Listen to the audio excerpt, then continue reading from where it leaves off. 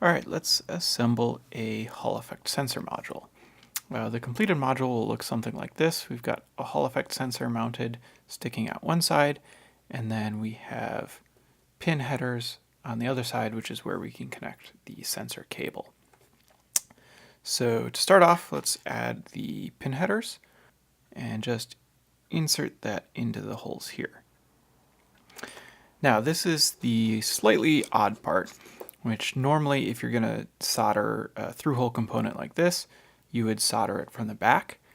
In this case, we actually want to solder it from the front and be careful not to get too much solder coming out the back side. And the reason for that is that we want this surface, the side with the Hall effect sensor on it, to sit flat against the enclosure, and the bits of the pin header that stick out here actually stick into a slot in the side of the enclosure, which keeps the sensor from twisting around the single bolt.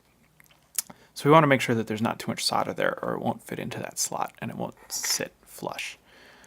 So we'll go ahead and solder this up. And again, we're soldering kind of in a weird way by coming in from the top. So we'll go ahead and tack the others into place.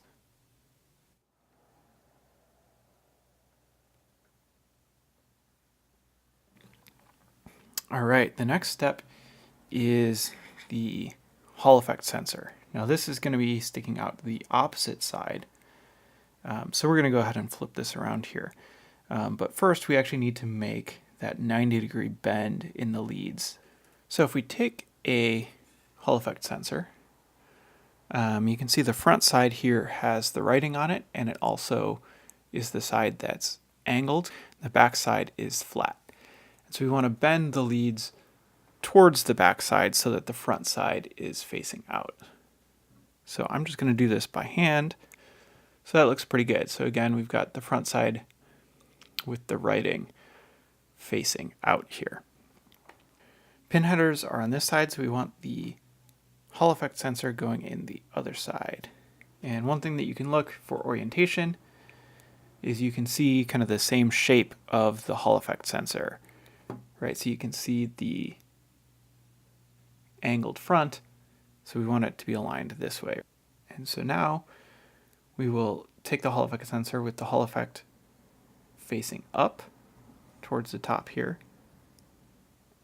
and very carefully insert that into here. The distance between the back of the Hall effect sensor and the surface of the PCB should be about 5.8 millimeters. So I'm going to take our calipers here. So we're going to just hold this to that surface and just push this in right up to that 5.8, roughly 5.8 mark. And so that's the distance that we want, so we'll go ahead and solder that in place.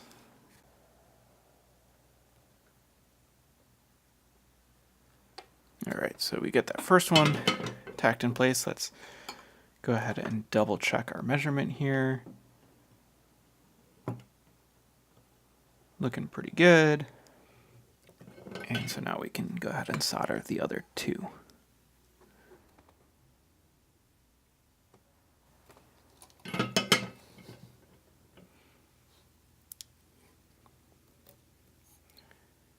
And there we go. So you want to take a look and make sure that you don't have any solder bridges, since these pins are fairly close together. So that looks pretty good to me. So the last step is going to just be to take some diagonal cutters and trim off the excess here. Just trim that nice and close. And there we go. We've got a Hall effect sensor module assembled and ready to install.